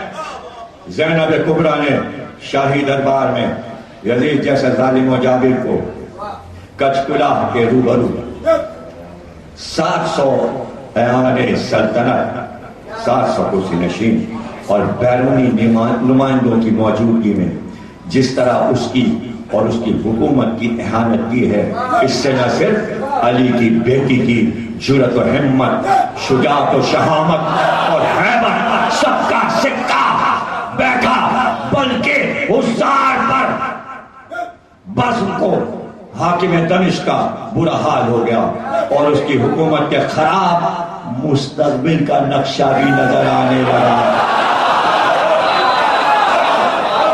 کیا ہے مستقبل؟ ابھی بیٹا آئے گا نا 3 سال کے بعد تو تاج کو ٹھوکر مار کے کہے گا یہ تک نہیں چاہیے. مستقبل زینب نے مستقبل دکھا دیا اور بالآخر جس وقت یزید نے گرمی تقریر سے پریشان ہو کر محل سرا کا رخ کیا اور اس کی محفل برخاست ہوئی تو یہ اندوہناک خبر جنگل کی آگ کی طرح پھیل گئی اور لوگوں کو پتہ چل گیا کہ اسلام کا مخالف کہہ کر جو قیدی لائے اور دکھائے گئے تھے وہ خاندان رسالت کے مہوجون تھے. روشنی پھیل گئی. ایک خطبے نے انقلاب برپست کر دیا. بس پھر کیا تھا؟ آواز کی رفتار سے، آواز کی رفتار سب سے تیز رفتار آواز کی رفتار سے ذہنوں میں تبدیلیاں اور دماغوں میں تغیر آنا شروع ہو گیا اور دیکھتے ہی دیکھتے سیاسی اوضاع ایسے بگڑے کہ حکومت کے لیے اسیران حرم کو زیادہ عرصے تک شام کے زندان میں رکھنا محال ہو گیا. نیز جب مجبوراً ان قیدیوں کو رہا کیا گیا تو بادشاہ کا محل آزاد خانہ اور شام کے تمام باشندے سوگوار عزادار بن گئے.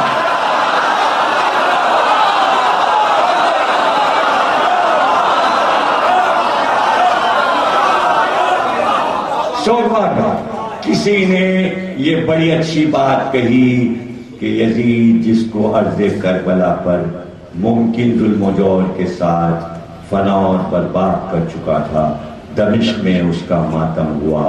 یوں سمجھئے کہ یزید نے جس کو مٹانا چاہا زینب نے اسے زندہ جاوید کر دیا.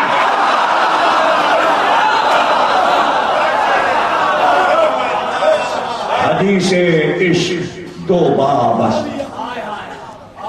کربلا اور دمشق، یکے حسین رقم کر و دیگر زینب.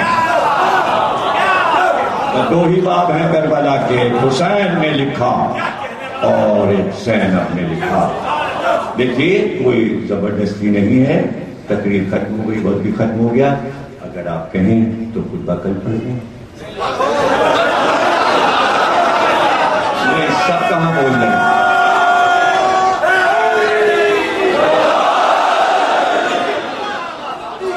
سب راضی ہیں آنے؟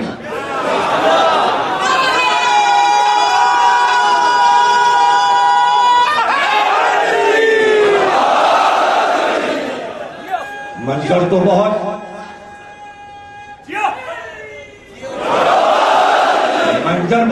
رنگین بنایا گیا، بڑی سجاوٹ تھی اور یہ بھی سوچ کیا گیا تھا کیا کیا کہا جائے گا.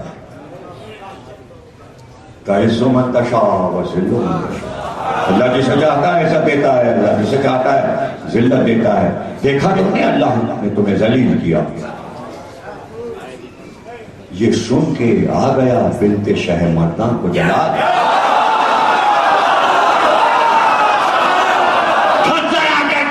کیا بکتا ہے اور بنا پال. ہماری عزت پہ کبھی آئے گا نہ زوال. بے قدر جو ہم کو سمجھا تو خطا کرتا ہے. دیکھ مصحف میں خدا کس کی ثنا کرتا ہے.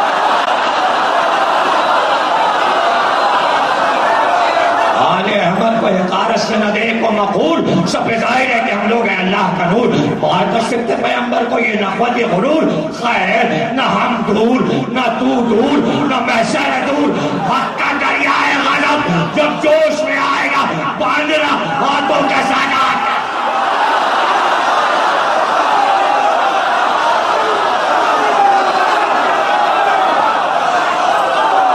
باندھنا ہاتھوں کے سادات کے کھل جائے. خیر نہ ہم دور نہ تو دور نہ محشر ہے دور. اور ایک بار جو کچھ بھی ہو رہا تھا ظاہر ہے وہ سب مسائل ہیں اور آخر میں ہی بیان کروں گا. اور ایک بار جب یہ کہا گیا کہ اللہ جسے چاہتا ہے ملک دیتا ہے اور جس سے چاہتا ہے ملک چھین لیتا ہے. اللہ نے ہمیں ملک دیا تم سے چھین لیا. شہزادی نے فرمایا جسے تو ملک سمجھ رہا ہے یہ ملک نہیں ہے, یہ تو مہلت ہے جو شیطان کو ملی ہے. یہ مہلت ہے. بسم اللہ الرحمن الرحیم. قامت زینب علیہ السلام وقالت الحمدللہ رب العالمین وصلی اللہ علی رسولہ وآلہ اجمعین. خطبہ شروع ہوا. ترجمہ سناتا جاتا ہوں بیچ بیچ میں. جو خاص خاطر عربی کے لفظ وہ پڑھ دوں گا. تعریف اللہ ہی کے لیے ہے جو ساری کائنات کا پروردگار ہے. اور درود و سلام رسول و اہل بیت رسول پر. یہ کل اتنا ٹکڑا میں پڑھ کے تقریر شروع کرتا ہوں. لوگ اعتراض کرتے ہیں خطبہ کہاں ہے. ارے یہی تو خطبہ ہے.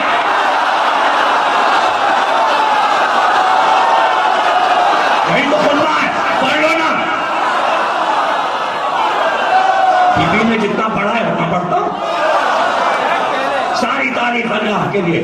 کتنی سچائی ہے خدا بند عالم کے اس ارشاد میں کہ آخرکار جن لوگوں نے برائیاں کی تھیں ان کا انجام بھی بہت برا ہوا.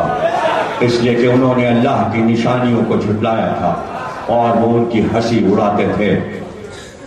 کانا عاقبۃ الذین اساءوا السوا ان کذبوا آیات اللہ وکذبوا احداث. جنہوں نے اللہ کی آیات کے ساتھ استہزاء کیا اور مذاق اڑایا. اللہ کہتا ہے ہم ان کو منہ کے بل جہنم میں پھینک. تو مجھ کو آیات سنا رہا ہے کہ اللہ جسے چاہتا ہے بولتے یہ تو مذاق کر رہا ہے آیات کے ساتھ. کیوں یزید زمین و آسمان کے تمام راستے ہم پر بند کر کے اور خاندان نبوت کو عام قیدیوں کی طرح در بدر پھرا کر تو نے یہ سمجھا کہ خدا کی بارگاہ میں ہمارا جو مقام تھا اس میں کوئی کمی آ گئی. ایک ایک لفظ موتیوں میں تولا جائے اور صدیوں تولا جائے کہ ہیبت تاری تھی. کہتے سناٹا چھا گیا تھا دربار. جب بی بی بول رہی تھی تب مارنے کا کسی کو ذرا سی بھی ہمت نہیں. سب سن رہے کیا فرما رہی. کوئی کمی آ گئی اور تو خود بڑا اقتدار بن گیا, یا پھر تو اس خام خیالی کا شکار ہے کہ وہ المیاں جس سے ہمیں تیرے ہاتھوں دو چار ہونا پڑا اس سے تیری وجاہت میں کچھ اضافہ ہو گیا, اور شاید اسی غلط فہمی کے باعث تیری ناک اور چڑھ گئی ہے اور غرور کے مارے تو اپنے کندھوں کو اچکانے لگا. تصویر کھینچ لی ہے باطل کی. تو کندھوں کو اچکانے لگا. ہاں یہ سوچ کر تو خوشی سے پھولے نہیں سما رہا ہے کہ تیری استبداد والی حکومت کی حدیں بہت پھیل چکی ہیں اور تیری سلطنت کی نوکرشاہی بڑی مضبوط ہے. نوکرشاہی سمجھے؟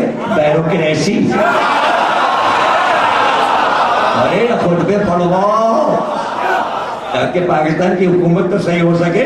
اور ہو سکتا ہے کہ تو یہ بھی سمجھ بیٹھا ہو کہ خلاق عالم نے ہماری مملکت میں تجھے بغیر کسی خطرے کے پھیل پھیل کر اطمینان سے اپنا حکم چلانے اور منمانی کرنے کا یہ موقع دیا ہے. منمانی ٹھہر بہت کمال. یہاں پہ ظاہر عربی کا جو ایک لطف ہے وہ ظاہر اردو کا ترجمہ فرماتی ہے فَمَهْلًا مَهْلًا وَلَا تَشْرِ جَهْلًا. اے یزید ٹھہر جا جلدی نہ کر اور جہالت کی باتیں نہ کر. فَمَهْلًا مَهْلًا ٹھہر. اب ترجمہ ٹھہر یزید ٹھہر. ایک دو سانسیں اور لے لے.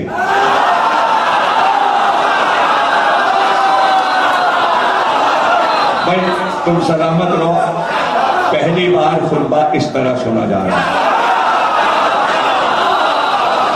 مساج میں تو بار پڑھا ہے. ایک دو سانسیں اور لے لے پھر دیکھنا کیا ہوتا. دراصل تو رب ذوالجلال کے اس فیصلے کو کھلا بیٹھا ہے کہ کفر کی راہ اختیار کرنے والے لا يحسبن الذين كفروا انما نملي لهم خير انفسهم انما نملي لهم ليزدادوا انما عذاب مہین. انتظار کریں وہ اللہ کے عذاب کا. اب ترجمہ یہ نہ گمان کریں کہ ہم انہیں مہلت دیے جا رہے ہیں. قرآن کی آیت پڑھی ہے بیوی نے اور ترجمہ میں سنا رہا ہوں. وہ ان کے حق میں کوئی بہتری ہے؟ وہ یہ سمجھیں ہمارے حق میں کوئی بہتری. ہم تو انہیں اس لیے ڈھیل دے رہے ہیں کہ یہ خوب جی کھول کر گناہ سمیٹ لیں.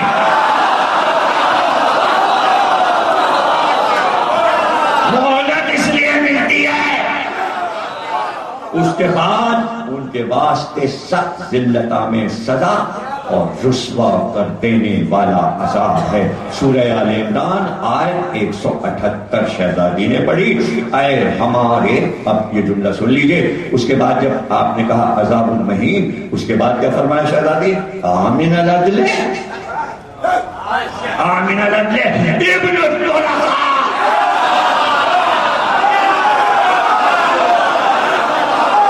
یہ تیرا عدل ہے اے ہمارے جب کے آزاد کرنا غلام.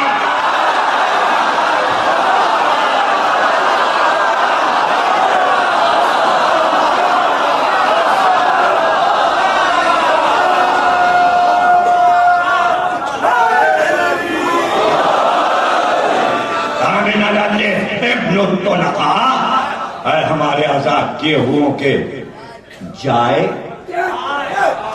کیا یہی عدل ہے؟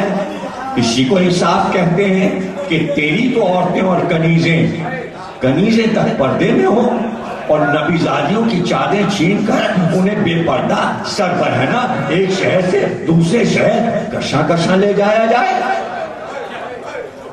لٹکار ہے مت ہے. ہاں یزید تو نے ہی ہمیں ان حالوں کو پہنچایا ہے. ہم بے وارثوں کا قافلہ جس جگہ پہنچتا ہے جہاں سے کوچ کرتا ہے وہاں تماشائیوں کا ٹھٹ لگ جاتا ہے. ہر قسم کے لوگ ہر طرح کے آدمی راہ منزل چوک در چوک دور اور نزدیک سے ہمیں دیکھنے کے لیے جمع ہو جاتے ہیں. اس کارواں کا نہ کوئی ساتھی ہے نہ حمایتی نہ دوست نہ نگہبان. ہاں مگر جس کا تعلق ہمارے بزرگوں کا کلیجہ چبانے والوں سے ہو اس سے کسی اور رعایت کی کیا توقع ہو سکتی ہے. اور جس کا گوشت اور خون ہمارے شہیدوں کے لہو سے بنایا گیا ہو بھلا اس کے دل میں ہمارے لیے کوئی نرم گوشہ کہاں پیدا ہو سکتا ہے.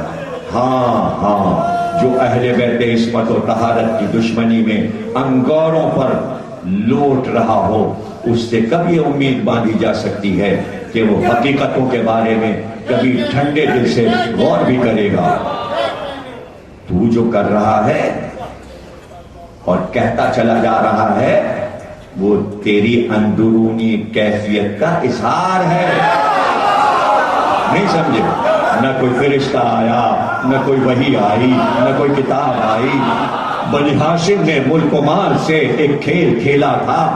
اس کے جواب میں ایک شجاعت کی ضرورت تھی کہ بنی ہاشم کی کوئی ہستی اپنی شجاعت سے جواب دے. بنی ہاشم پہ الزام آ رہا تھا، ذرا دیکھ تو صحیح بے ادب اپنی چھڑی سے جس ہستی کے مقدس ہونٹوں کے ساتھ تو گستاخی کر رہا ہے وہ جوانان جنت کا سردار ہے. تو نے محمد کے پیاروں کا خون بہا کر اور عبد المطلب کے چاند تاروں کو خاک میں ملا کر اپنے سوکھے ہوئے زخموں کو پھر سے ہرا اور بھرا کیا ہے گھاؤ کو. کچھ اور گہرا کر دیا ہے اپنے زخموں کو اور اس پر سے تو اپنے پرکھوں کو بھی پکار رہا ہے. کاش بدر والے ہوتے. ذرا سنیے، اس نے تو پکارا ہے نا، کاش میرے بزرگ ہوتے بدر والے تو دیکھتے کہ میں نے کیسے بدلہ لیا. شہزادی نے کیا جواب دیا؟ تو اپنے پرکھوں کو پکار رہا ہے. کیا سطر ہے، میں قربان جاؤں شہزادی کے الفاظ پر. تو اپنے پرکھوں کو پکار رہا ہے. جملے سنیں گے، اپنے گڑے ہوئے مردوں کو آواز دے رہا ہے. آگے سنیے، آگے گڑے ہوئے مردوں کو آواز دے رہا ہے. اور اس سے بے خبر کہ عنقریب تو بھی اسی گھاٹ اترنے والا ہے. اسی گھاٹ اترنے والا ہے جہاں وہ ہیں. اور جب تو اپنے سگوں کے پاس پہنچ جائے گا تو پھر رہ رہ کر تیرا دل یہ چاہے گا کہ کاش نہ زبان میں سکت ہوتی نہ ہاتھوں کو جنبش، تاکہ جو کہا ہے وہ نہ کہتا اور جو کیا ہے وہ نہ کرتا. پروردگار تو ان ظالموں سے ہمارا حق دلا دے. قرآن کی آیت اب آیت پڑھیں انشاءاللہ سے حق دلا دے اور ان ستمگروں سے ہمارے بدلے چکا دے. بارلا جن جفا شیاروں نے ہمارا لہو بہایا ہے اور ہمارے طرفداروں کو قتل کیا ہے، ان پر اپنا غضب نازل فرما. قسم بخدا تو نے اپنے کرتوتوں سے اپنی کھال ادھیڑ دی ہے اور اپنے ہاتھوں اپنے ہی گوشت کے ٹکڑے کیے ہیں. بہت جلدی وہ وقت آنے والا ہے کہ تجھے انتہائی ذلت و خالی کے عالم میں اللہ کے رسول کا سامنا کرنا پڑے گا. تو نے نبی کی ذریت کو خاک اور خون میں غلطہ کیا ہے اور ان کی عطرت، ان کے پیاروں کو نشانہ ستم بنا کر ان کی حرمت ظاہر کی ہے. جب تو اپنے ان سنگین جرائم کا بوجھ اٹھائے قیامت کے دن خدا کی عدالت میں پیش ہوگا تو پھر دیکھنا کہ داور حشر کس عنوان سے ریاض رسالت کے بکھرے ہوئے پھولوں کو اکٹھا کر کے ہر برگ گل کو آماجگاہ صدبہار قرار دیتا ہے اور وہ منصف حقیقی کس طرح جور و جفا کرنے والے باغیوں سے ہم کو ہمارا حق دلاتا ہے. اس پیدا کرنے والے کا ارشاد ہے جو لوگ اللہ کی راہ میں قتل ہوئے ہیں انہیں مردہ نہ سمجھو، وہ تو در حقیقت زندہ ہے، اپنے رب کے پاس رزق پا رہے ہیں. پھر آپ نے سورہ آل عمران کی 169ویں آیت پڑھا. سن تیرے لیے تو بس اتنا ہی جاننا کافی ہے کہ بہت جلد خدا ذوالجلال فیصلہ دے گا. محمد مصطفیٰ مدعی ہوں گے، جبریل امین مدد کریں گے. ہاں، اور وہ لوگ بھی اس ہنگام اپنے انجام کو دیکھ لیں گے جنہوں نے تیرے لیے زمین ہموار کی اور کوششیں کر کر تجھے اس جگہ تک پہنچا گئے. پھر اللہ اور رسول کا کلمہ پڑھنے والوں کی گردنوں پر مسلط کر گئے تجھ کو، اور جب حساب و کتاب کا وقت آئے گا تبھی پتا چلے گا کہ جو زیادتیاں کرتے ہیں ان کو کتنی بری سزا ملتی ہے. اب مسلسل شہزادی آیات پڑھ لی اور اسی لمحے یہ بھی واضح ہو جائے گا کہ کسے بدترین جگہ دی گئی. اور کس کے یار و مددگار نہایت بودے ثابت ہوئے. یہ تو زمانے کا انقلاب ہے کہ مجھے تجھ سے بات کرنے پر مجبور ہونا پڑا. یہ تو زمانے کا انقلاب ہے کہ تجھ سے بات کرنے پر مجھے مجبور ہونا پڑا. تجھے تو میں بہت چھوٹا اور بے وقت سمجھتی ہوں. البتہ تیری سرزنش کو بڑا کام اور تیری ملامت کو ایک اچھی بات قرار دیتی ہوں. ہاں، تجھ سے مخالف ہونے کی وجہ صرف یہ ہے کہ میری آنکھوں میں آنسو امڈ رہے ہیں اور کلیجے سے آنچیں نکل رہی ہیں. کس قدر حیرت کا مقام ہے کہ وہ خاصان خدا جنہیں اس نے عزت و شرف دے کر سرفراز فرمایا، وہی فتح مکہ کے دن ہمارے آزاد کردہ اور شیطان صفت گروہ کے ہاتھوں تہتے ہوں. دشمن کے ہاتھوں سے ابھی تک ہمارے شہیدوں کا لہو ٹپک رہا ہے اور آج بھی ان کے لہو دندہ پر ہمارا گوشت چبانے کے نشان موجود ہیں. ان کشتگان رہ تسلیم کے پاک و پاکیزہ اجسام دامن صحرا میں بے گور و کفن پڑے ہیں. اگر آج ہمیں جنگی قیدی بنا کر تو سمجھ رہا ہے کہ کچھ حاصل کر لیا، تو یاد رکھ کل تجھے اس کے مقابلے میں سخت نقصان اٹھانا پڑے گا.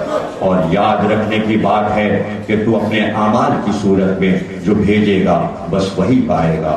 نیز رب العالمین اپنے بندوں پر کبھی ظلم نہیں کرتا. ہم اللہ کے سوا، یہ ہے منشور، یہ ہے توحید کا منشور کہ کتنی ہی مصیبتیں پڑ جائیں ہم اللہ سے شکوہ نہیں کرتے. اسی پہ امامت قائم ہے، اسی کو صبر جمیل کہتے ہیں. سنیے، ہم اس کے سوا نہ کسی سے اپنا حال کہتے ہیں اور نہ کسی کے پاس فریاد لے کے جاتے ہیں. عدالت نہیں چاہیے، فریاد نہیں چاہیے، صرف اسی کی ذات پر ہمارا بھروسہ ہے اور وہی ہم سب کا مرکز اعتماد ہے. یہ ہے توحید. تیرے پاس مکر و فریب کا جتنا ذخیرہ ہے اسے جی کھول کر کام میں لے آؤ. ہر طرح کی صحیح و کوشش میں بھی کوئی دقیقہ نہ اٹھا رکھنا. اپنی سیاسی جد و جہد کو مزید تیز کر دے اور اپنی ساری حسرتیں نکال لے، تمام آرزویں پوری کر لے، مگر یہ ہے.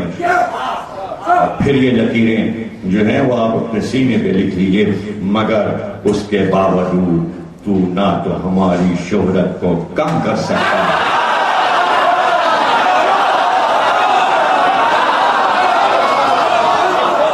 نہ تو ہمارے ذکر کو مٹا سکتا ہے،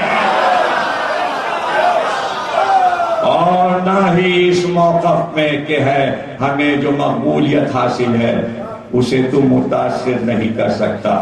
پھر یہ بھی تیرے بس میں نہیں کہ ہمارے کیا جملہ قربان جائیے، شہزادی کے لفظوں پر قربان جائیے، ہماری فکر کو پھیلنے اور ہمارے پیغام کو نشر ہونے سے تو روک نہیں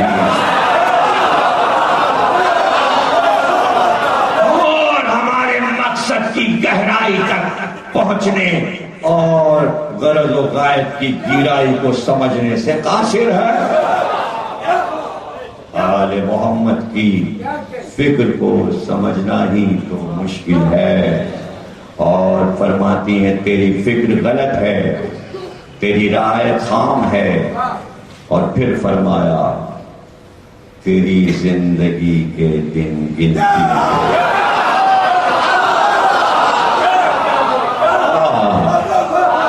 3 سال کیا ہوتے ہیں، 3 سال تیری زندگی کے دن گنتی کے. اور پھر یہ جو جملہ ہے اس کو دل چاہتا بار بار دہراؤں، تیری بساط الٹنے والی ہے. اس طرح تختہ الٹنے کی خبر دیتے ہیں، تیری بساط الٹنے والی ہے. اور پھر اگلا جملہ، اور بہت جلد تیرے ساتھیوں کا شیرازہ بکھرنے والا ہے. اس کے علاوہ وہ دن قریب ہے جب منادی آواز دے گا، ہاتف غیبی کہے گا ظالموں پر خدا کی لعنت۔ سورہ ہود کی آیت ہے 181ویں آیت۔ لعنت اللہ علی الظالمین۔ یہ قیامت میں اذان ہے، کی اذان یہ ہے، اور حمد و سپاس اللہ کے لیے جو تمام جہانوں کا پروردگار ہے، وہ رب الارباب جس نے ہمارے پیشوا بزرگوں کو انجام کار خیر و سعادت کے خزانے عامرہ سے افتخار بخشا، اور ہماری آخری شخصیتوں کو شہادت و رحمت کی نعمت عظمیٰ سے سرفراز فرمایا، اور ہمارے راحمین ہمارے شہداء کے ثواب کو کمال آگی، ان کے اجر کو فراواں، ان کے وارثوں اور جانشینوں کو اپنے حسن کرم سے بہرہ مند فرمائے گا۔ یقیناً وہ بڑا مشفق ہر درجہ مہربان ہے۔ ہمارے لیے اللہ کافی ہے اور وہی بہترین کارساز ہے۔ حسبنا اللہ و نعم الوکیل۔ خطبہ ختم ہو رہا تھا اور جملے تو آ چکے، دیواریں لرز رہی تھی، شعلے برس رہے تھے، سناٹا تھا۔ جیسے ہی خطبہ ختم ہوا، ایک بار وہ محل جس پہ پردہ پڑا تھا، تخت کے پاس جو دروازہ تھا، کسی نے پردے کو توڑا اور توڑ کر باہر آیا۔ آنے والی یزید کی زوجہ تھی، ننگے سر، بال بکھرائے ہوئے، اور ایک بار آ کر یزید کے سامنے کھڑی ہو گئی اور کہا یہ آواز کس کی آئی ہے؟ میں نے یہ آواز مدینے میں سنی ہے، یہ فاطمہ زہرا کی آواز۔ ہو گئی تقریر۔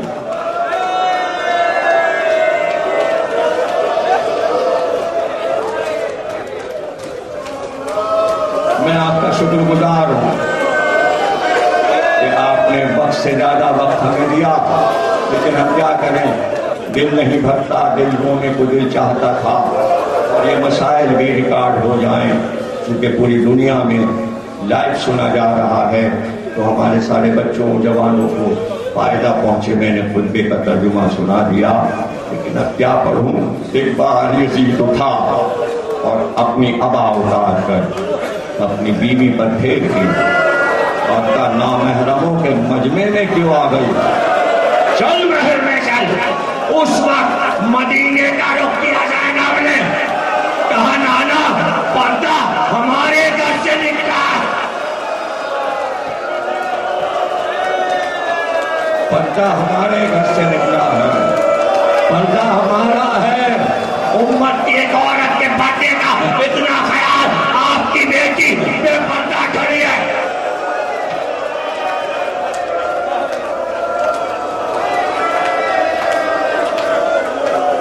سلامت رہو، نبی مجلس ہے، میں تھک چکا ہوں، لیکن چاہتا ہوں دو چار جملے اور سنا دوں اور دعائیں تمہیں دے دوں۔ آخر میں سن لو، درباروں کا قاعدہ یہ تھا کہ اگر بادشاہ کسی بات پر غمگین ہو جاتا تھا، اداس ہو جاتا تھا، تو ایسے موقع کے لیے بادشاہ اپنے درباروں میں ایک کوئی ہنسانے والا مسخرہ رکھتے تھے، تاکہ وہ اپنی ڈیوٹی دے کر بادشاہ کا مزاج جو غمگین ہو گیا ہے اس ماحول کو بدلے اور کوئی ہنسی کی ایسی بات کہے، خوشی کی بات کہے کہ جھکا ہوا سر بادشاہ کا اٹھ جائے۔